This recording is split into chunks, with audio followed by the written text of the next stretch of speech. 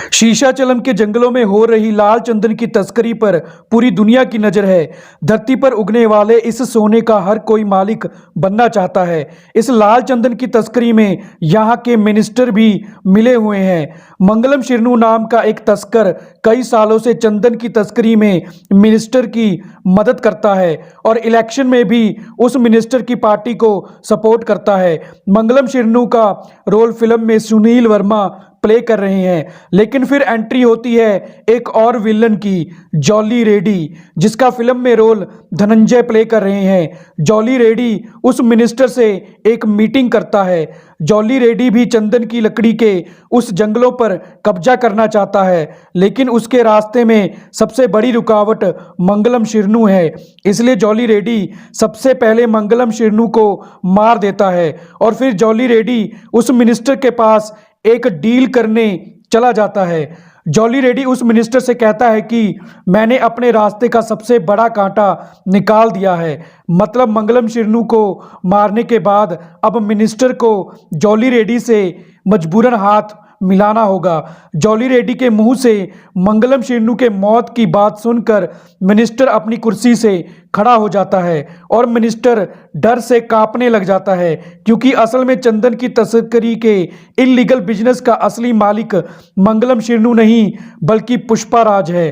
पुष्पाराज यानी अल्लू अर्जुन मंगलम शिरनू के साथ काम करता है। सिर्फ कुछ खास लोग ही ये जानते हैं कि पुष्पाराज की ही वजह से शीशाचलम के जंगलों में लाल चंदन का बिजनेस चल रहा है। सभी लोगों को लगता था कि लाल चंदन के बिजनेस को मंगलम शिरनू चला रहा है, लेकिन क्योंकि अब मंगलम शिरनू को जॉली रेड्डी ने मार दिया है, इसलिए मिनिस्टर डर जाता है, क्योंकि अब पुष्पाराज दुनिया के सामने अपने खूंखार रूप में आ जाएगा। और मिनिस्टर को इस बात का भी डर है कि अगर पुष्पाराज को पता चल गया कि जॉली रेड्डी मिनिस्टर से हाथ मिलाने आया था और जॉली रेड्डी ने चंदन के बिजनेस को ओवरटेक करने के लिए मंगलम शिरनू को मार दिया है, तो पुष्पाराज जॉली रेड्डी और मिनिस्टर दोनों को मार देगा। इसलिए मिनिस्टर जॉली रेड्डी को अब वहां से जितना दूर हो सके उतनी दूर जाकर छुप जाने को कहता है, क्योंकि अब पुष्पाराज जॉली रेड्डी को जिंदा नहीं छोड़ेगा।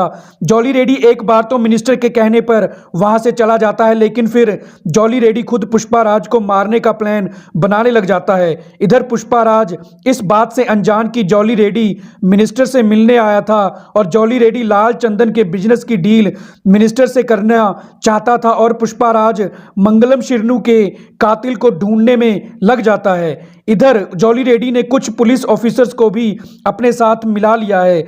जॉली रेड्डी ने अपने आदमियों को जंगल से लाल चंदन चुराने के लिए भेज दिया, लेकिन पुष्पाराज ने किसी को वहां से एक टुकड़ा भी लाल चंदन का ले जाने नहीं दिया और जंगल में ही सबको जान से मार दिया।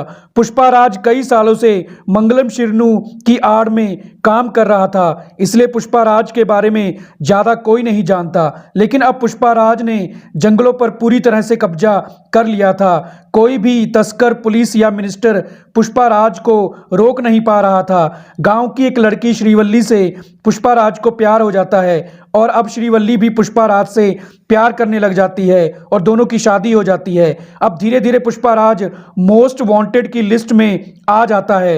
एक तरफ पुष्पाराज के दुश्मनों की गिनती बढ़ती जाती है और दूसरी तरफ पुष्पाराज और ज्यादा पावरफुल हो जाता है। अब मिनिस्टर भी पुष्पाराज के साथ अपने रिलेशंस और ज्यादा मजबूत करने के लिए पुष्पाराज को इलेक्शन में अपनी पार्टी की तरफ से खड़ा कर देता है। लेकिन इलेक्शन से पहले ही पुष्पाराज को इस बात का पता चल जाता है कि जॉली रेड्डी ने मंगलम शिरनू को इसलिए मारा था क्योंकि मंगलम शिरनू को मारकर जॉली रेड्डी लाल चंदन के बिजनेस पर कब्जा करना चाहता था। और पुष्पाराज को इस बात का भी पता चल जाता है कि मिनिस्टर को इसके बारे में सब कुछ पहले से ही पता था। अब पुष्पाराज मिनिस्टर के खिलाफ बागी हो जाता है।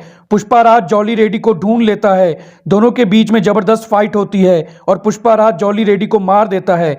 इधर मिनिस्टर को जब पता चल जाता है कि पुष्पाराज ने जॉली रेड्डी को मार दिया है और पुष्पाराज को इस बात का भी पता चल गया है कि मिनिस्टर मंगलम शिरनू के कातिल के बारे में पहले से ही जानता था, इसलिए अब पुष्पाराज मिनिस्टर को भी मार देगा। इसलिए मिनिस्टर डर के मारे पहले ही एक बहुत बड़ी आर्मी को पुष्पाराज को मारने जंगल में भेज देता है। लेकिन लेकिन पुष्पाराज एक एक करके सबको जंगल में ही मारना शुरू कर देता है। अब जब कोई भी पुष्पाराज को जंगलों में ढूंढ नहीं पाता तो फिर एंट्री होती है आईपीएस भंवर सिंह शेखावत की। भंवर सिंह शेखावत का फिल्म में रोल फाहद फासिल प्ले कर रहे हैं। आईपीएस भंवर सिंह पुष्पाराज को पहले से ही जानता है, क्योंकि भंवर सिंह शेखावत पहले आईपीएस नहीं एक पुलिस ऑफिसर था और लंबे समय तक जब पुष्पाराज एक जेल में कैद था तब उस जेल में पुलिस ऑफिसर भंवर सिंह शेखावत ही था और भंवर सिंह शेखावत ने ही पुष्पाराज की जेल से भागने में मदद की थी।